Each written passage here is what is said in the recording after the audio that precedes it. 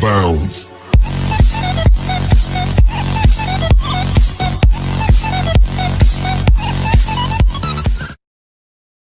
बिस्मिल्लाहिर्रहमानिर्रहीम। अस्सलाम वालेकुम व्यूवर्स, उम्मीद करती हूँ कि आप सब लोग खैरियत से होंगे। तो आज हम 9th क्लास की मैथ का जो चैप्टर 1 है उसकी एक्सरसाइज 1.2 करेंगे। पिछले लेक्चर में हमने 1.1 की थी। अगर आपने वो वीडियो नहीं देखी तो मैं डिस्क्रिप्शन में उसका लिंक दे दूँगी, आप जाकर ज़रूर देखिएगा। और आज हम पढ़ेंगे 1.2। ठीक है, तो चलें तो हम स्टार्ट करते हैं। स्टार्ट करने से पहले मेरी आपसे रिक्वेस्ट है कि अगर आपको मेरी वीडियो अच्छी लगे तो लाइक और शेयर और सब्सक्राइब कर दीजिएगा। चलिए तो स्टार्ट करते हैं। फर्स्ट क्वेश्चन इसमें है कि from the following matrices identify unit matrices, row matrices, column matrices and null matrices. अब जो हमारे पास मैट्रिसेस दिए गए हैं उनमें से हमने आइडेंटिफाई करना है कि उसमें रो मैट्रिक्स कौन सा है, कॉलम कौन सा है, नल कौन सा है और आइडेंटिटी या यूनिट मैट्रिसेस कौन सा है। आइडेंटिटी और जो यूनिट मैट्रिक्स है वो एक ही चीज़ है। ठीक है, तो सबसे पहले हम ए मैट्रिक्स देख लेते हैं। ठीक है, अब ए में हमारे पास जो नंबर्स हैं वो है 0 0 0 0, मतलब ज़ीरो वाला है। ठीक है, तो ये हमारे पास कौन सा मैट्रिक्स है, ये हमारे पास नल मैट्रिक्स है। ठीक है, अब आगे जो बी मैट्रिक्स है, ठीक है, बी में हमारे पास जो नंबर्स हैं वो 2 3 और 4 हैं। और ये तो आप लोगों को पता होगा, जिन लोगों ने मेरी पिछली वीडियोस देखी हैं उनको ज़रूर पता होगा कि इसमें जो हॉरिजॉन्टल होता है, हॉरिजॉन्टल वो हमारे पास क्या होती है, रो होती है, और जो वर्टिकल होते हैं वो हमारे पास क्या होते हैं, कॉलम होते हैं। ठीक है, तो इसमें 1 रो है और 3 कॉलम है। ठीक है, 1 रो है और 3 कॉलम है, और रो मैट्रिक्स वही होता है जिसमें 1 रो हो। तो ये हमारे पास क्या है, ये हमारे पास रो मैट्रिक्स है। आगे सी देख लेते हैं। सी में हमारे पास 3 रोज हैं, 3 रोज हैं और हमारे पास 1 कॉलम है। ठीक है, तो जिसमें 1 कॉलम हो वो हमारे पास कौन सा मैट्रिक्स होता है, वो हमारे पास कॉलम मैट्रिक्स होता है। नेक्स्ट हम देखते हैं डी मैट्रिक्स। डी मैट्रिक्स में हमारे पास नंबर्स जो हैं वो 1 0 0 और 1 है। ठीक है, अब ये देखा जाए तो इसमें देखें नंबर ऑफ रोज और नंबर ऑफ कॉलम्स जो हैं वो इक्वल हैं।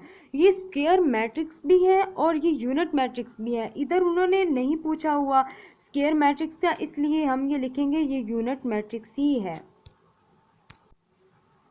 और यूनिट मैट्रिक्स क्या होता है, यूनिट मैट्रिक्स वो होता है जिसका जो डायगोनल है, ये डायगोनल ये 1 1 हो। ठीक है, और बाकी सारी जो वैल्यूज़ हैं, बाकी सारी जो हैं वो 0 हो। ठीक है, तो इसका डायगोनल में 1 1 है, बाकी वैल्यूज़ जो हैं वो 0 0 हैं। तो ये हमारे पास क्या है, ये हमारे पास यूनिट मैट्रिक्स है।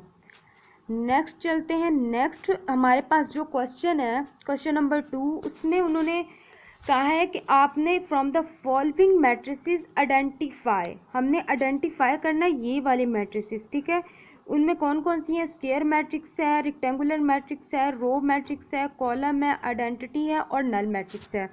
ठीक है, तो अब हम ये फर्स्ट वाला देख लेते हैं। ठीक है, ये हमारे पास रेक्टेंगुलर मैट्रिसेस है। कैसे, रेक्टेंगुलर मैट्रिसेस वो होता है जिसकी नंबर ऑफ रोज और नंबर ऑफ कॉलम्स जो है वो आपस में इक्वल ना हो।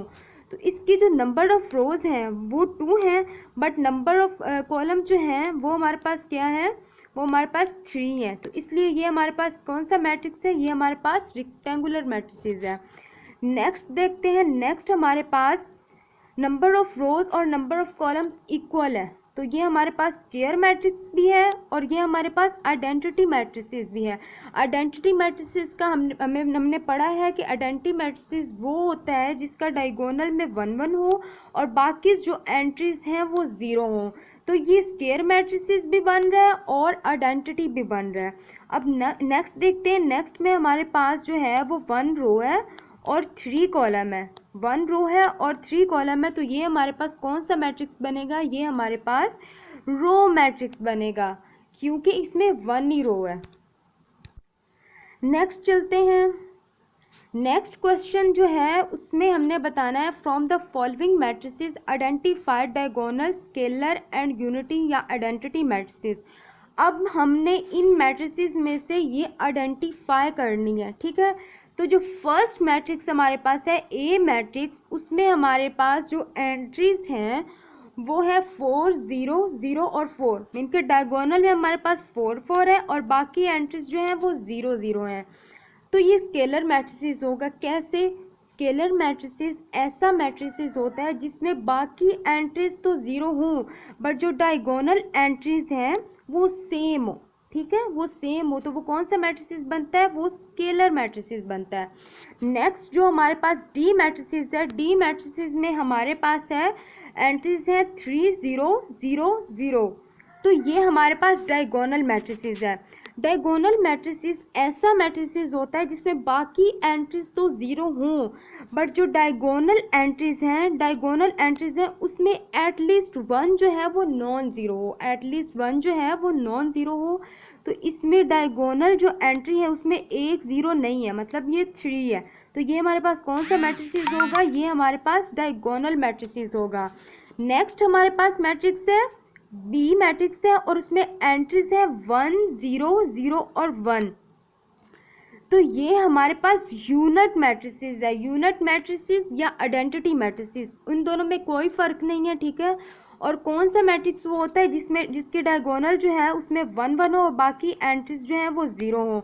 अब डायगोनल मैट्रिक्स का मैंने आपको यहाँ पे बताया है कि उसमें जो डायगोनल एंट्री है, ठीक है, उसमें एक जो है वो एटलीस्ट नॉन ज़ीरो होनी चाहिए। ठीक है, इसमें तो 2 नॉन ज़ीरो है, मतलब इसमें एक भी ज़ीरो नहीं है डायगोनल में। तो ये फिर कैसे डायगोनल मैट्रिक्स है? तो ये फिर भी डायगोनल मैट्रिक्स है, कोई इश्यू नहीं है अगर उसमें एक भी ज़ीरो ना हो। ठीक है, तो ये यूनिट मैट्रिक्स भी है और ये डायगोनल मैट्रिक्स भी है। नेक्स्ट चलते हैं हम। नेक्स्ट हमारे पास क्वेश्चन है फाइंड नेगेटिव ऑफ मैट्रिसेस। ये हमारे पास मैट्रिसेस हैं, इसका हमने नेगेटिव मैट्रिसेस फाइंड करना है। फर्स्ट हमारे पास है डी मैट्रिक्स है, उसमें एंट्रीज हैं -3 2 -4 और 5। अब इसको नेगेटिव मैट्रिसेस में कैसे लेके आना है? जिसके साथ माइनस नहीं होगा उसके साथ माइनस लगा देना है और जिसके साथ माइनस होगा वो ख़त्म हो जाएगा, वो प्लस में हो जाएगा। देखिए ये डी मैट्रिक्स देखें, ठीक है, -3 है तो इधर आके क्या हो गया 3 हो गया। यहाँ पे 2 है तो यहाँ पे आके क्या हो गया -2 हो गया। यहाँ पे -4 है तो यहाँ पे आके 4 हो गया। यहाँ पे 5 है तो यहाँ पे आके -5 हो गया। इसी तरह ये दोनों भी सेम है। तो नेगेटिव मैट्रिक्स ऐसा मैट्रिक्स है जिसको हम अगर प्लस की वैल्यूज होंगी तो माइनस में कन्वर्ट कर देंगे और माइनस की होंगी तो प्लस में कन्वर्ट कर देंगे। Thank you for watching my videos and please subscribe, like and share ज़रूर कर दीजिएगा।